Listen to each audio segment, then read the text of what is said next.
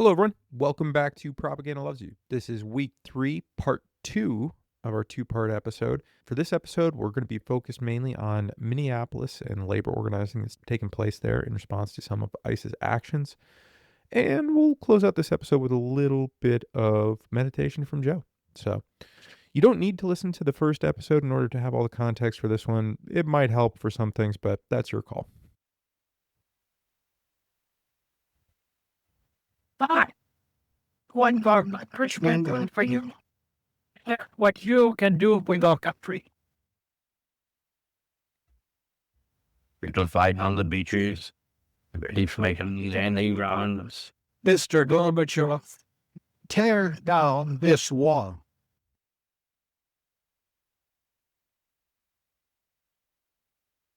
Let's save the meditation for the end, maybe. I just have I tried to do this as good news. It's really organizing news about the recent actions that took place, especially in Minneapolis, or that kind of started in Minneapolis. A little bit of an update about how that stuff is going. And yeah, there are I'm kind of torn between what to read because I found a couple of good reports and I don't want to waste too much time just reading articles and stuff.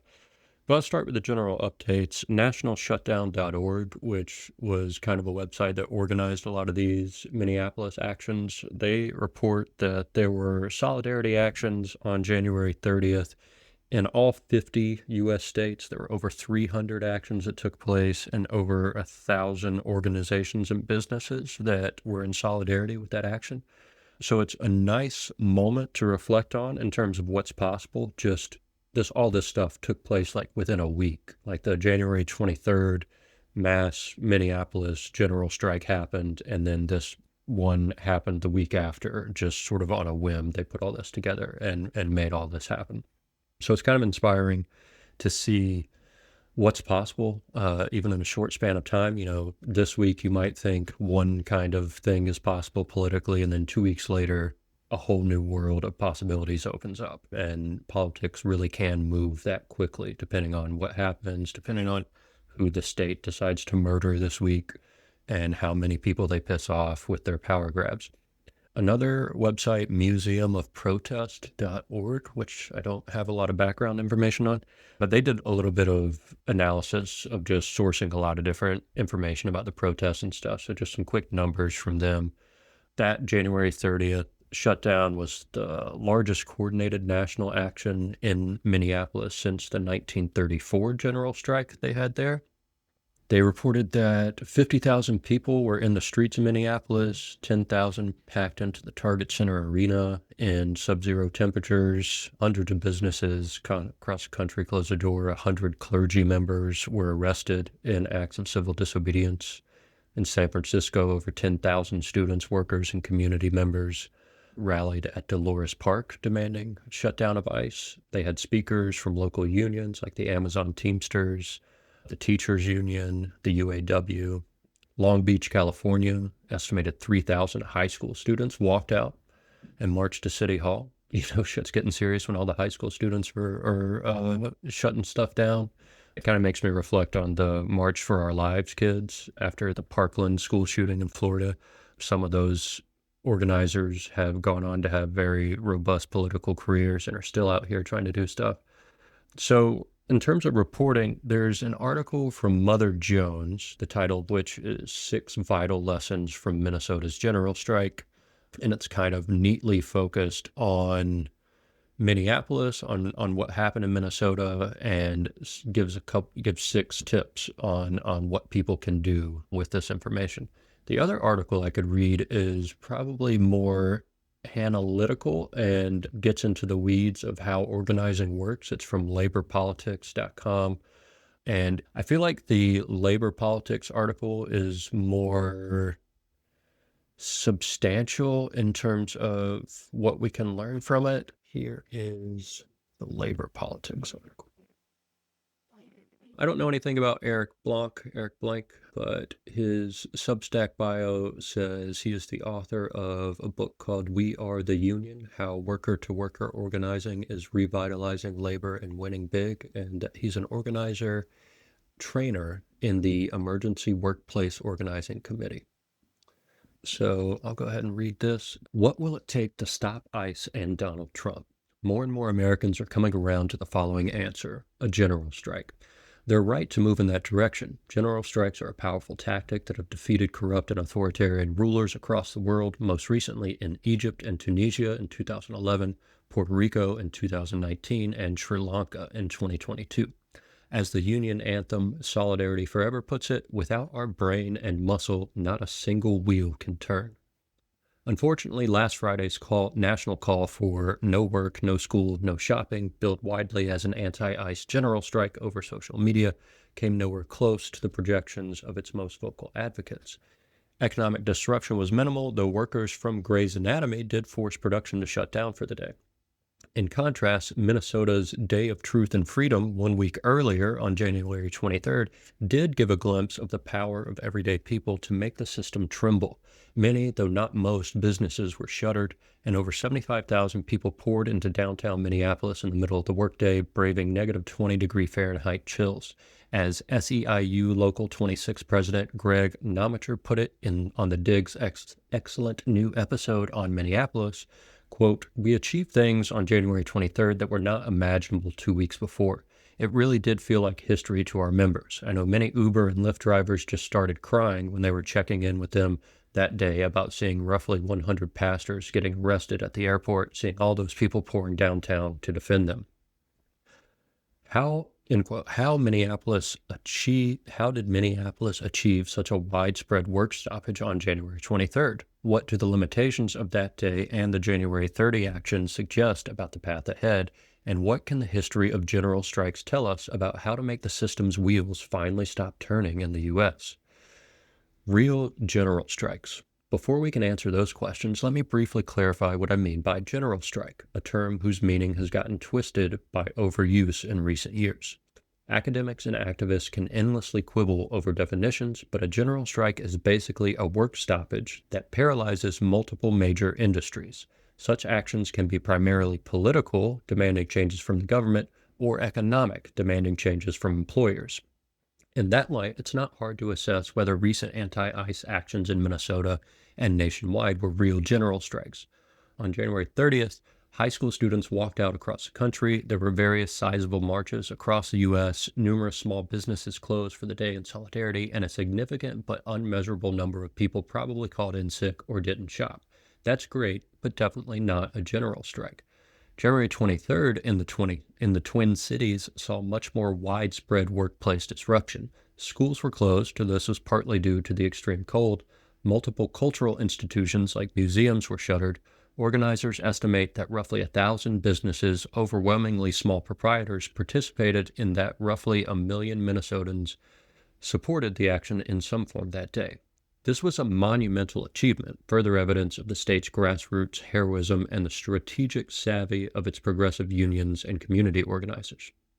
As Minneapolis Sunrise Movement organizer Aru Shini Ajay explained to me in an interview last week, January 23rd, quote, was a fantastic start, but she's also right that we have a lot further to go to actually flex our muscles by shutting down the economy, and that it's going to take a lot more work to build real general strikes, unquote. This isn't an abstract debate over semantics. There is a boy who cries wolf danger if too many calls for general strikes don't materialize. When the possibility for one actually becomes real, too many Americans may tune out the message. In fairness, the community organizations that initiated January 23rd and the student groups that initiated January 30 did not project these as quote-unquote general strikes. That framing was subsequently pushed by influencers, celebrities, and left activists online. Maybe I'm guilty of that too. And it's crucial to acknowledge the major limitation of both January 23rd and January 30th.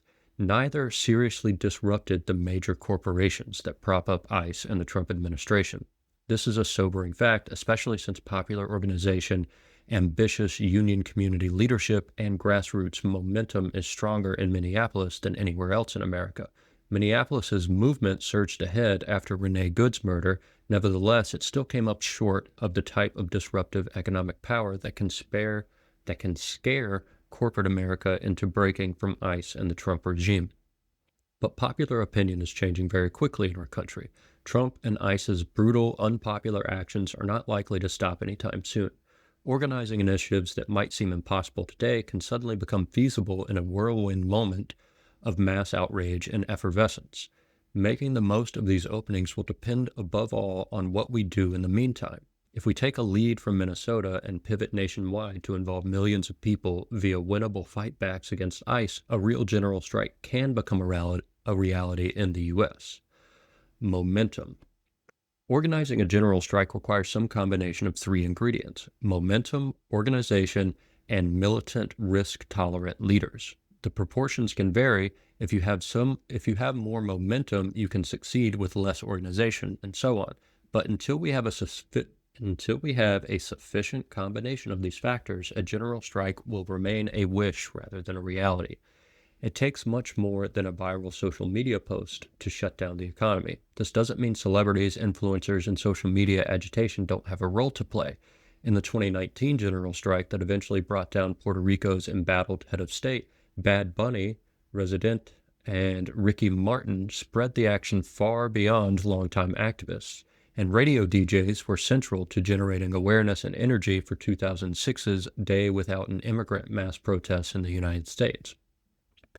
But conditions have to be ripe for a general strike to catch on. Of these external factors, the most important is momentum, a struggle's propulsive forward motion which leads large numbers of people to pay attention and consider joining.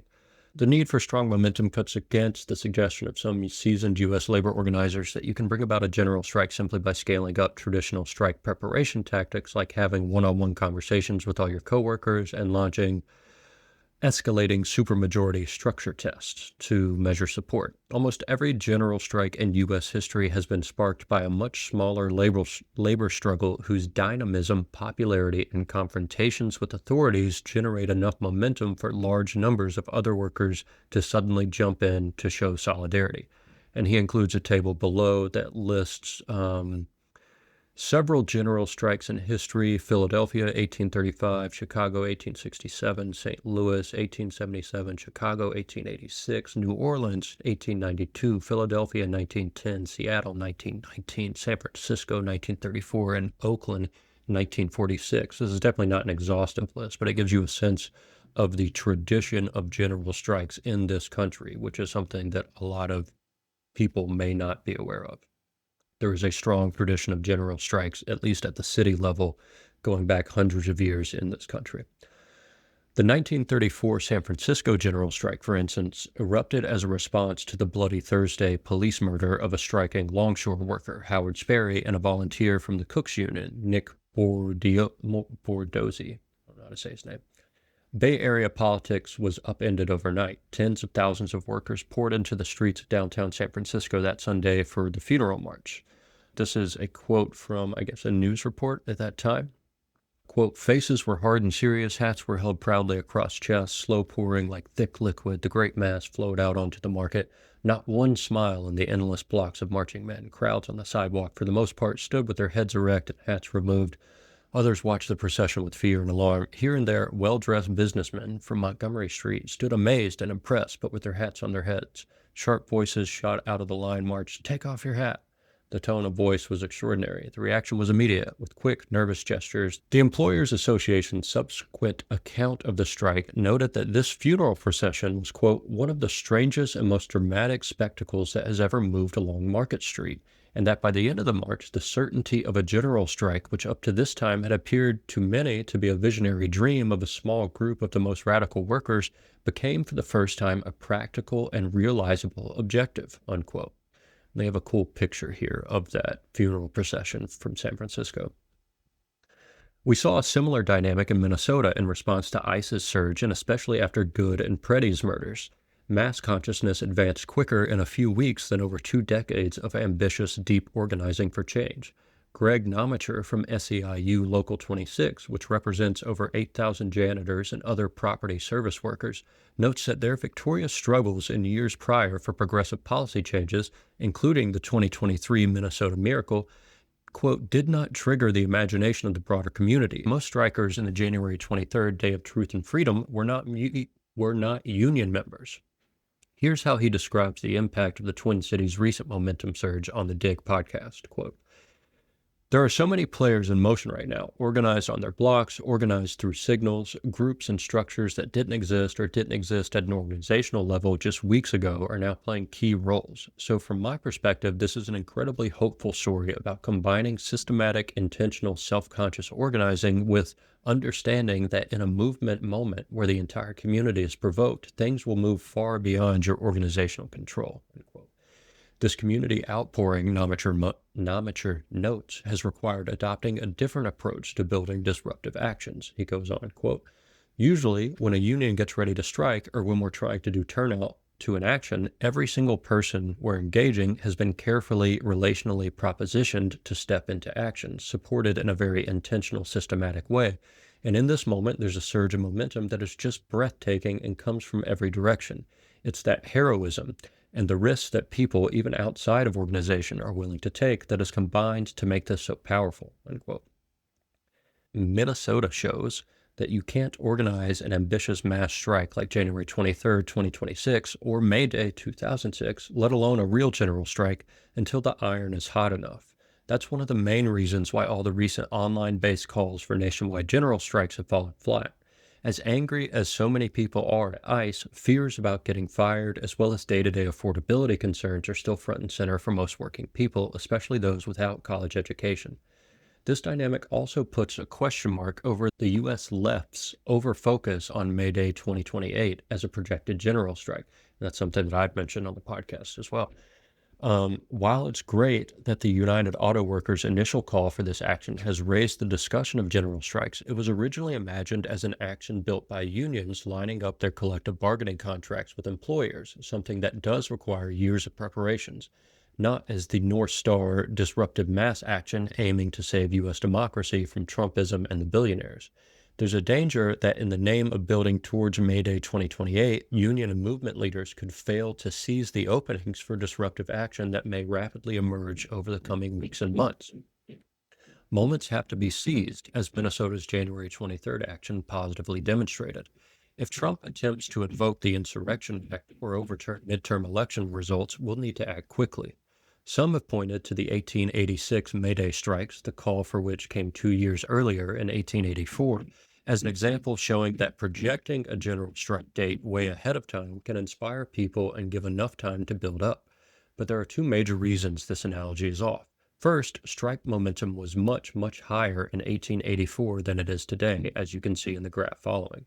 They show a percentage of U.S. workers on strike in the 1880s versus now. And it looks like in 1885, at the peak, there were about almost 2.5% of all U.S. workers were on strike. And in the 2020s, it's less than 0.5% on strike.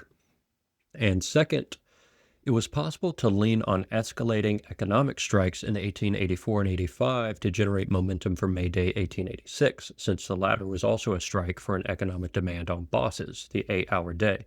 But as important as economic strikes are for empowering workers and raising wages today, they won't generate momentum directly against ICE or Trumpism. And the experience of the past few weeks shows that the vast majority of workers, especially in the private sector, are not yet ready for the far riskier and far more controversial task of participating in a political strike. Easier on-ramps to fight Trumpism are needed, but ideally ones with more of a punch than one-off rallies. So while it's good to have May Day 2026 and 2028 as projected dates for joint action, the much more urgent and strategic question is how to start seizing openings and launching campaigns in the meantime that can generate enough momentum and mass involvement to make feasible widespread economic disruption and eventually even a general strike. Otherwise, these planned for dates and the trainings to support them will continue to mobilize mostly existing progressive and radical activists, not the tens of millions we need to win against ICE and Trump. In Minnesota, grassroots momentum was sparked by external forces. The ICE siege begun in December 2025 and 2 murders of citizens by ICE and Border Patrol agents. Top-down horrors and bottom-up heroism in Minneapolis, in turn, has boosted anti-Trump momentum nationally. But we should expect Trump, Miller, and Homan to do everything in their power to control their thugs enough to avoid more viral killings of innocent white people, since all that bad publicity has clearly been counterproductive for their agenda. A sad reality of U.S. politics is that the killings of immigrants, like Saverio Villegas Gonzalez, Jamie Alanis, Roberto Carlos Montoya Valdez, and Jose Castro Rivera did not spark anything like the widespread response to the deaths of Good and Preddy. While ICE's deportation and jackboot tactics will very likely continue to spark outrage over the coming months, we can't rely on the regime to provide organizing energy for us, nor should we put out calls for general strikes that have no realistic chance of becoming real. What we need instead is an orientation to seizing whirlwind moments and launching escalating fights for winnable demands like the successful effort that forced Avelo Airlines to break from ICE and Sunrise Movement's push for Hilton now to do the same. Such efforts can sustain, accelerate, and organize the forward momentum sparked by courageous mass resistance in Minneapolis. I'll pause here for a second just to emphasize the importance of this last paragraph strategically. When sometimes we can think of fascism as something that's implemented solely by agents of the federal government, and it largely is when you're thinking about the barrel of a gun, but the infrastructure needed to massively deport all these people depends on corporate compliance, corporate complicity. So Avelo Airlines shipping people out of the country and Hilton housing people in the meantime while they do all this stuff. The government needs corporations to collaborate with them in order to create the infrastructure for all this mass deportation. So it's important to pressure those specific corporations that are complicit in the fascism.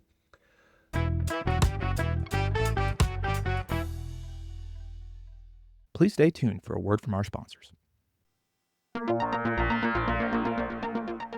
We interrupt your current broadcast to bring you an important update regarding your digital access.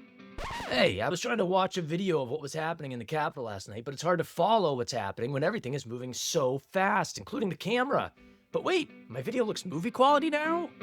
Congratulations! Your mobile devices have just been updated to the new standard of Veritas Vision, the only platform delivering uninterrupted reality programming.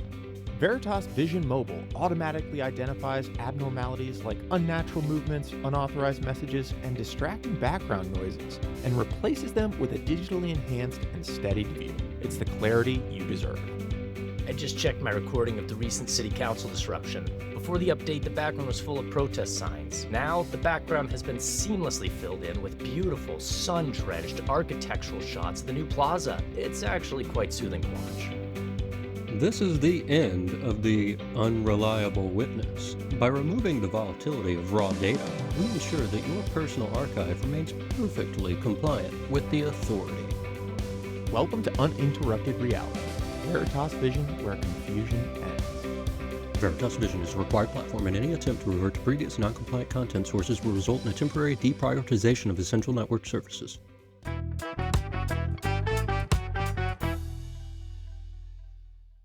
This section is called Organization. Stopping and eventually abolishing ICE depends on involving and developing the millions of Americans who are not coming to our meetings or protests. In other words, it depends on organizing. Without such a relentless outward-facing focus, especially on strategic industries and occupations where our side is weak, we'll never have sufficient reach and legitimacy to turn high momentum moments into real general strikes. Amelia Gonzalez Avelos, executive director of the Minneapolis-based community group Unidos, put it well on the dig, saying, quote, "Participation needs to feel collective, not heroic. There is a plan to win and a path forward for a bigger we, lower the cost of participation and normalize resistance to millions of ordinary people. Our safety is in numbers." At a moment of upheaval like our own, organizing doesn't require people first join Democratic membership organizations like unions or Democratic Socialists of America. Though as a member of both, I would definitely recommend you join both, since powerful membership organizations are essential for our movement's long-term success. The first mass-scale step towards involvement in Minneapolis was for people to get trained to legally observe and record ICE's actions. From the outside, this proliferation of observers might seem like something that just spontaneously happened, but in fact it required that the community organization Unidos prioritize this as an on-ramp into the moment. A mass recruitment and training process, sometimes referred to as absorption, Unidos has now trained an astounding 30,000 people in response to ISIS surge, and this orientation to scaling up reflected their strategic understanding of the importance of building a majoritarian movement. As Gonzalez Avalos explains, quote, "What we had to ponder as organizers was, how do we stop being a specialty group? What is the on-ramp for a popular front?" And so that's how we thought about this Constitutional Observer on-ramp. Movements are early, brave, and clear, but they are not majorities, unquote. Though legal observation was a relatively easy and simple task, the process of doing it, especially in the face of ISIS's increased belligerence, became a transformational experience for countless Minneapolis residents. It changes people, notes Gonzalez Avalos. Now all of these constitutional observers are wanting to do more. Indeed, Namacher observes that those neighborhood signal groups were absolutely decisive in being able to move in this moment to make the January 23rd strike a success. An astounding 4% of all residents in every neighborhood are now members of one of those chats. Though much of this explosive movement now lies outside of formal organizations, Minnesota's long-standing progressive unions and organizations have left a strong imprint on the broader fight back. Quote, "Organizing capacity has played a large role because what we're seeing is that folks are mirroring where the center of gravity is," notes Minister Janae Bates Amari, co-executive director of Isaiah, a faith-based, Black-led community group central to the statewide anti-ICE fightback. Concretely, she emphasized in her interview on The Dig the important role Minnesota's leading progressive organizations played in helping the movement remain remarkably nonviolent even in the face of the most horrific provocations. Quote, "Part of what is happening in Minnesota is a needling by the federal government to try to get us to respond in a particular way, and Minnesotans across the political spectrum have said we will not take the bait. No one is confused about who the peacekeepers are in the midst of what's taking place," unquote. Taking a cue from Gonzalez Avalos, the key question all of us outside of Minnesota should be asking ourselves is, what are the key on-ramps to actively involve as many Americans in sustained struggle against ICE and Trump? As important as events like No Kings have been and will continue to be for displaying mass opposition to Trump, big weekend rallies without clear next steps or easy on-ramps for deeper involvement won't be enough to overcome Trump's masked goon squad, nor will the proliferation of anti-MAGA tables, coalitions for progressive nonprofits and unions to talk to each other. We need to pivot to talking to and involving the mass majority of Americans who are not on our email lists or membership rolls. In towns faced with ICE surges, the first step is mass training for legal observers. Elsewhere, we should focus on winnable campaigns that raise anti-ICE demands on companies and local governments, not still abstract calls for general strikes. Because so many people in our country feel like nothing they could do could ever make a difference, we need easy on-ramps that give people a sense of purpose and power. Our side's weak base among working-class people is the single most central obstacle to forward progress. There are deep structural reasons for this limitation. A century ago, even non-organized workers had far stronger ties to each other because they tended to live next to their co-workers, attend the same churches, and drink at the same bars. But economic decentralization, urban sprawl, suburbanization, and neoliberalism have dramatically eroded those organic working-class cultures. Consciously fostering widespread organization is both much harder and much more urgent than ever. In our atomized country, it should come as no surprise that January 30th's general strike never materialized nationwide, especially since the action was called by small left-leaning student groups. Compare that with the January 23rd Day of Truth and Freedom, which was called by influential organizations like Unidos, Isaiah, SEIU Local 26, and the St. Paul Federation of Educators, and the Minneapolis Federation of Educators. The legitimating strength of these organizations ultimately mattered more than the increase in momentum that emerged the next day when Alex Preddy was murdered on January 24th. But given that union density, the percentage of workers in unions in the private sector is only 8.6% in Minnesota and only 5.9% nationwide, it's not surprising that even January 23rd's otherwise powerful action was weakest precisely in the places we need to be strongest. The corporations like Target, Hilton, Enterprise, and Home Depot that ICE depends on to function, as well as all the other big companies whose CEOs have real leverage over the White House. Whereas companies can't make profits when their employees don't show up to work, The titans of industry and the White House face no direct costs when local teachers and students walk out. School walkouts have an essential role to play in inspiring broader workplace and social disruption, but they're not a substitute for it. Recent experience abroad shows how crucial the private sector, especially its most central nodes, can be for defeating authoritarianism. Late on December 3rd, 2024, South Korea's right-wing president Yoon Suk-yeol declared martial law. The militant KCTU Union Confederation threatened a general strike to save democracy and began immediately organizing rolling strikes in the most economically central metal and auto factories like Kia and Hyundai. This push, together with the broader pro-democracy movement of which it was part, forced the president out of office on December 14th. That is 11 days later. Yoon has since been indicted for leading an insurrection and is imprisoned, a fate that hopefully awaits America's would-be dictator and his henchmen. To paralyze ICE and stop Trump, we urgently need far more private sector worker organizing. Non-union employees inside the belly of the corporate beast are no less courageous, but views towards Trump are far more uneven among blue-collar workers of all races, and the organizing conditions facing blue-collar, white-collar, and tech workers alike are far more challenging. Whereas public sector workers and union members have far more job protections and college-educated professionals tend to have some financial cushion and autonomy, the norm for non-union workers in the private sector is paycheck-to-paycheck lifestyles, at-will employment, and fear of the boss. Faced with this challenging context, we need far more campaigns like that of iceout.tech, and they link that there. An organizing initiative that in less than a week has already collected over 1,000 public signatures by tech workers and professionals demanding that their companies break from ICE. Couldn't similar public petitions from workers of all skills and statuses be launched within Amazon, Target, Enterprise, Home Depot, and other ICE collaborating corporations? Anybody at such companies should reach out to the Emergency Workplace Organizing Committee, again linked, to get support launching such initiatives. But to get to scale, they'll probably need the backing of big unions and progressive organizations. Without a serious investment in resources, it's hard to imagine how we could make possible campaigns along the lines laid out to me by union strategist Chris Brooks. Quote, imagine all these groups canvassing Target stores across Minnesota and then later across the country, inviting workers to come to a meeting where they get grounded in the campaign to fight ICE by building a committee in their store, using the meeting to map all their coworkers, and setting the goal of having all of them sign an anti-ICE petition in 24 hours, and then organizing a massive community-supported march on the boss to deliver that in the store. Film it and put it out there. Have all Target workers wear ICE out buttons. Build to a one-day Target strike, end quote.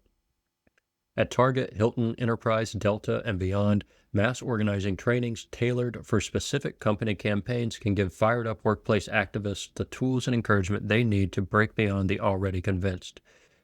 Deep organizing techniques like systemic one-on-one conversations and escalating build-up actions, buttons, petitions, rallies, and the rest have lost none of their relevancy for building power and overcoming fear in these challenging private sector workplaces where you can't assume that fighting ICE and Trump is already widely or deeply felt enough to overcome prevailing moods of fear and resignation. Parallel mass campaigns by consumers demanding that these companies and others break from ICE can create the momentum and permission structure for more employees to take the risk of joining the fight, as we've begun to see in Sunrise's Hilton campaign of escalating sit-ins and noisy late-night rallies to pressure the company to stop housing ICE agents. Community members can also directly engage workers at these companies by passing out QR codes with links to sign petitions, as well as information about upcoming actions. And radical organizations like DSA can start encouraging members to get jobs and organize at companies that are strategically central for the fight against ICE and Trumpism, as well as public sector workplaces that have huge disruptive power like city transportation and airports. We also need far more education and educational materials about the ties of these companies to ICE, much of which is hardly common knowledge internally, let alone among the broader public. But it's important to keep in mind that the most important lesson workers and community members can learn, that they have tremendous collective power, can only be taught and learned through the process of struggle itself. And here's the last section. Who will lead? We got lucky that Trump chose to pick on a city and state with movement leaders like Amelia Gonzalez Avalos, Janae Bates Amari, and Greg Nometcher. Without their strategic thinking, bold initiatives for mass participation, and push for organizational alignment instead of turf wars and shallow coalitions, Trump's provocation in Minnesota may well have succeeded in achieving its ugly goals. Unfortunately, this type of labor community leadership is the exception, not the norm. One key reason that organization and momentum among working people is still much lower than it needs to be is that most U.S. union and nonprofit leaders have continued with business as usual since November 2024. Mass movements don't just happen. Someone has to take the initiative. This doesn't mean those of us in the ranks have to wait for a green light from above. The impetus for almost every general strike in U.S. history has come from below. Only once the grassroots got the ball rolling did top leaders eventually, usually at the last possible minute, jump on board. As one San Francisco union leader in 1934 put it, quote, "It was an avalanche. I saw it coming, so I ran ahead before it crushed me," unquote. But in today's atomized context, when feelings of powerlessness are still so pervasive, it's likely to take a combination of grassroots initiative and serious organizational resources to scale up. On this question, like so many others, Minneapolis has pointed the way forward. "There's nothing we're doing that's rocket science," insists Nometer from SEIU Local 26. This can be replicated anywhere," unquote. Whether you're a rank-and-file activist or the head of an organization with deep pockets, there's no time to lose. The public is with us. We have the power and a moral responsibility to defeat ICE, Trump, and their billionaire enablers. So let's get to work, do it right, and we might be taking work off together sooner than you think.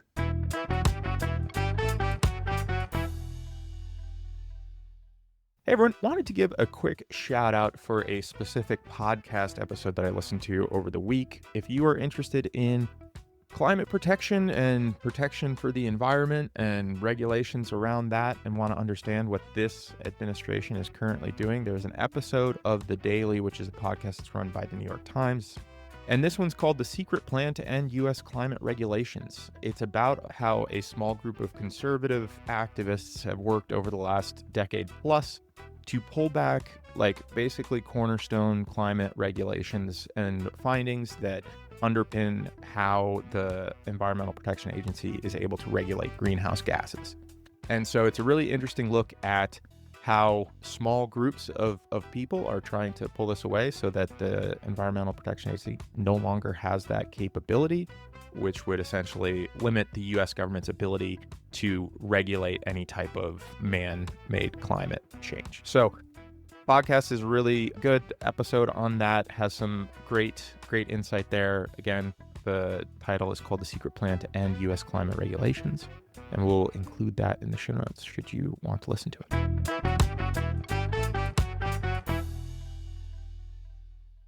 So, y'all got any comments to share? I love that. Yeah, I love that article. It was great. I like the major progress in U.S. is like always from this intersection of labor and social movements. And so it's pretty admirable of what they've done, and seeing it as an example is really cool. But obviously, yeah, a long way to go. And what do you think, Cody? I was thinking two things that kind of popped out to me. One that I thought was interesting was all the major general strikes they had on their list, with the exception of Oakland in 1946 or before World War II. So probably prior to New Deal stuff really kicking off, right? And then the other thing that I thought was really cool about the article, and I liked how it had talked about it, wasn't that these big days are useless or shouldn't be planned for, right? You should always be thinking in the future, but don't let that, at least the message that I took away was don't let that stop you from taking advantage of opportunities that might be coming up because of changes in the political environment, right? Yeah, you should plan, but also be ready to shift and take advantage of anything that might come up in the meantime was kind of my big takeaway there. Be ready to move quick if you can. Yeah, it's a long article with a lot of different points to try to parse. I did appreciate some of the analysis because I get kind of confused sometimes just myself. I'm not like an actual activist, We're podcasters. We're not on the streets doing this stuff like some of the other people are. So from a macro perspective, it's kind of hard to figure out what the strategy is and where's my role in it? What can I do? All this stuff. But yeah, there were a few things that I really appreciated. One was the emphasis on targeting specific corporations that are complicit. That makes a lot of sense to me. Figure out which corporations specifically are the infrastructure that's necessary to do all this nasty stuff and really try to kneecap them as soon as you can. So if you're a worker in one of those corporations, it's something to start talking to your coworkers about. And the other thing is kind of like there's a metaphor for it's. I learned it from a meditation teacher, but I think it applies for this really when you have any big goal in mind. So if the big goal is a general strike that brings all this stuff to its knees and allows us to get our freedoms, that's kind of like a mountaintop in the distance to be aware of. I'm making my way toward that summit eventually.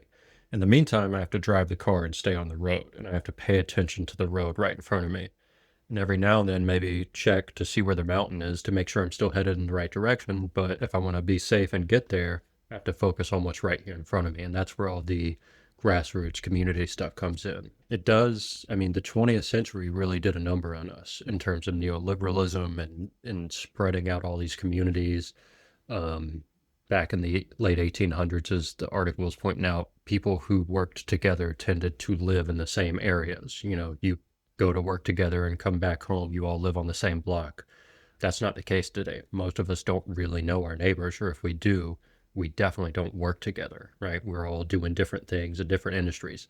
And that, when you're thinking about strategic movements of power, if you're one of these elites and you don't want the workers to be too organized, that's an incredibly strategic thing that they pulled off, that we're all now separated and isolated.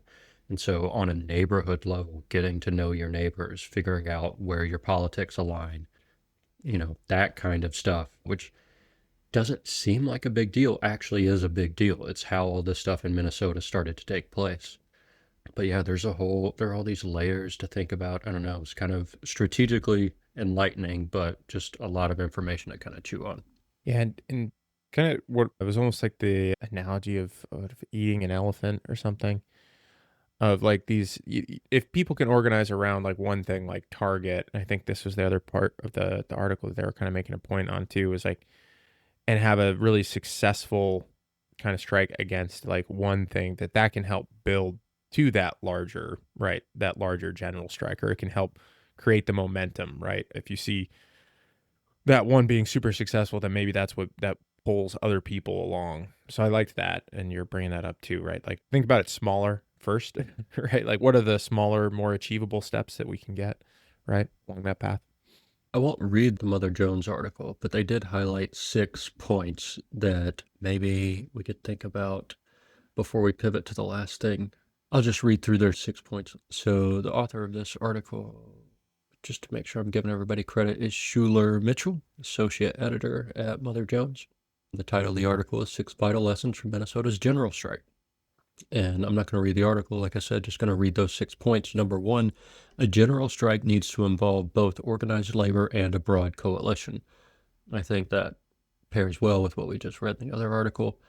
Number 2, ask your employers to close. So if you're trying to plan a local action, like you just want to do a little strike in your city or something, get your workers together and give your boss a chance to close voluntarily, basically. And it seems like in Minnesota, at least on that January 23rd action, a lot of them did. Number 3, building community power takes time, so start now. Very, very good thing to keep in mind. Start talking to your neighbors, get involved with your local signal group who are keeping an eye out for ICE if ICE are in your area.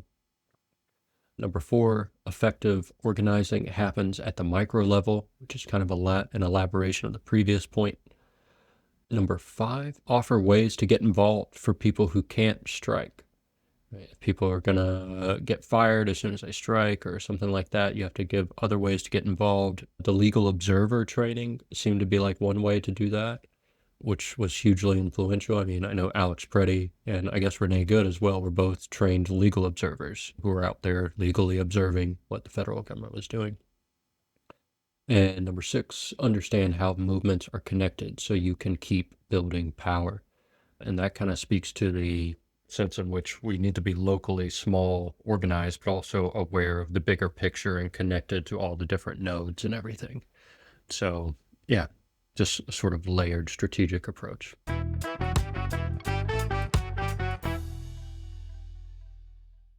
Okay. So just as a brief preliminary comment before we do the meditation, meditation is a big field. There are tons of ways to do it, just like physical exercise. You can run, you can lift weights, you can swim, you can do all kinds of things. Meditation's the same way. There are a bunch of different ways to do it, but with a basic, short-ish supportive practice is a way to just kind of calm the nervous system down. We take in a lot of news, we have a lot of responsibilities, we're jumping around to different things every day. And it can just kind of feel like the mind is running nonstop. And so it's important to have a space a space and a technique where we can allow the mind to kind of settle down and relax itself and to calm down the nervous system. And so with this brief guided meditation, I'm really just trying to give a few cues and pointers about how to intuitively go about doing that. The way I like to teach meditation is not in a structured, here's a strict technique, you must follow the strict technique. A lot of meditation teachers do that, and I've gotten some benefit out of following some of that in the past, but the most benefit I've ever gotten out of meditation has come through moments where I've done my own exploration, where I've worked with a base practice and then been like, okay, let me just intuitively figure out how to make this work better and better. And so it's really important to just pay attention to your own direct embodied experience during the meditation and not worry so much about whether you're following the technique right or doing it wrong. It's really about noticing how you feel physically as well as emotionally. So got a nice little meditation bell. Can you guys hear this when I ding it? Like a little bell. All right. So to get started, just find a comfortable way to sit. The posture needs to be comfortable. It helps if the back is upright. Basically, you're trying to balance alertness with comfort. You don't want to get sleepy and drowsy, but you also want to be comfortable and not in an annoying physical position. So just finding that comfortable posture. And once it feels comfortable enough, taking a few deep, relaxing, refreshing breaths just to settle into the stillness of the posture. Taking in some new energy on the inhale.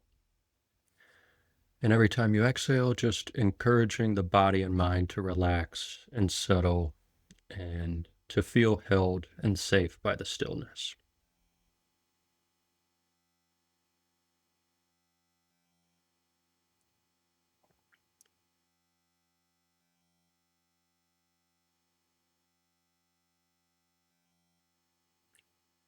And after a few of those settling deep breaths, you can kind of just let go of any control over the breath and allow the breath to naturally come and go however it wants to be right now, whether it's long or short, deep or shallow. Not trying to control it or prefer it any one way, but just kind of settling back and noticing how the breath is. Noticing the physical sensations of the movement of the breath. You might notice the slightly cool air and the slightly warmer air on the inhale and exhale at the nose. Or you might notice a gentle expansion and contraction in the torso as the breath goes in and out. Wherever it feels easiest to notice, just with about 10 to 20% of the mind trying to stay aware that the breath is moving.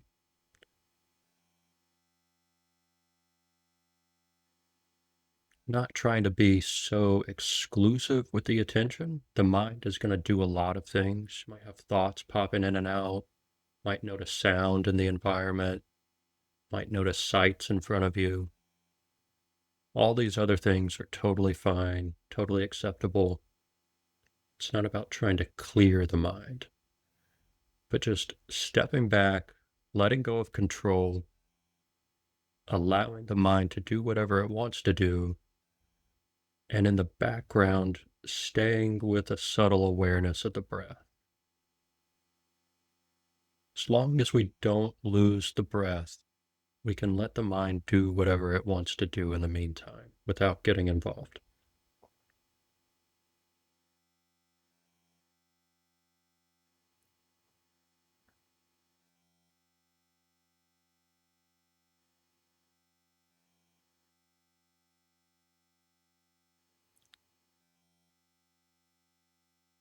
And if you notice you've lost sight of the breath, you've sort of gotten pulled into a thought train or something, just taking a slightly deeper breath, refamiliarizing yourself with those sensations, trying to hold that in the background of the mind.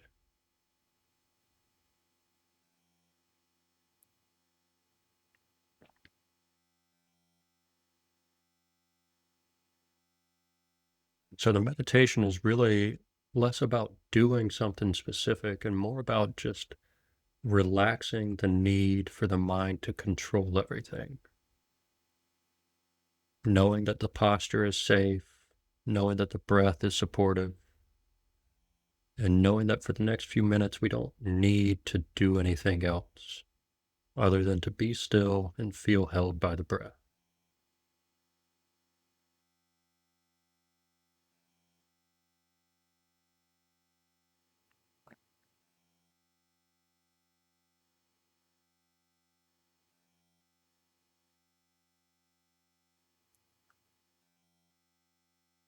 And the longer we're able to sort of stay in that observant, uninvolved point of view, remembering the breath is moving,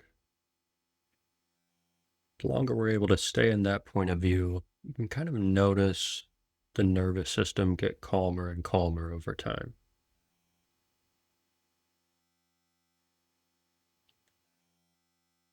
And the way the breath changes naturally on its own is usually a good indicator of how the nervous system is doing. Really quick, erratic breath might indicate some anxiety, and a nice, soothing, small, subtle breath might indicate a lot of calmness. So you can kind of use the breath to check in on how the nervous system is doing.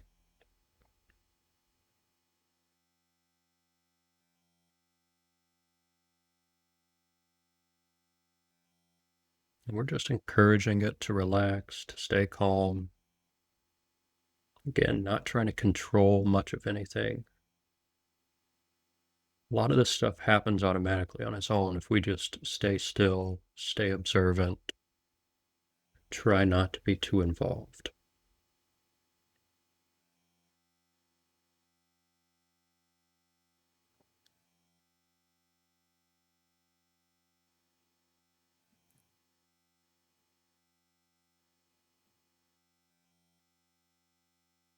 Another element you could try if it feels interesting or like you want something else to do is kind of a fake it till you make it thing. Just holding a small, subtle smile, just barely pulling up the corners of the mouth. It'll feel like a fake smile at first. But if you just hold that smile for a few minutes, it's almost the subtle happiness it brings into the mood is almost irresistible. It's like you can't hold a small smile and not feel a little bit of happiness eventually. So just a small mood trick to try in the meditation. If you've seen an image of those Buddhas, they're just gently smiling, you can think of that.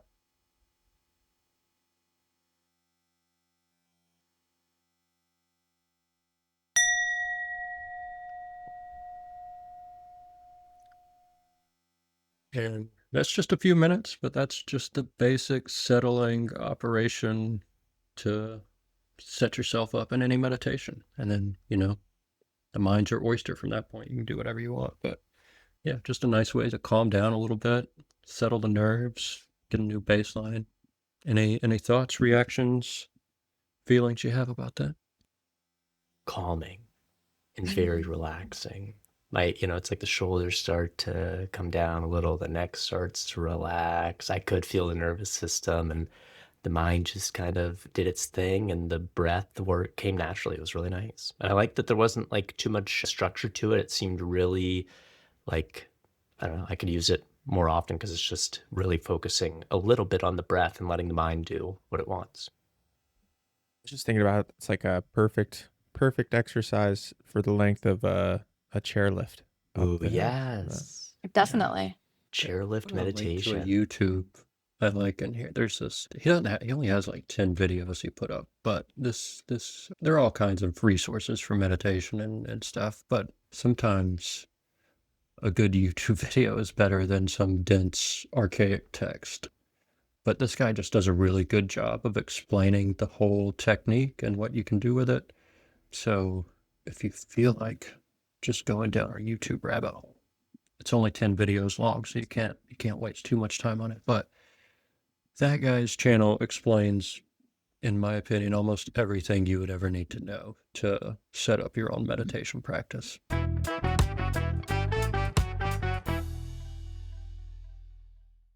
That's it for this week's episode. Thanks so much for listening and hanging out with us. If you enjoy the show, help us spread the word.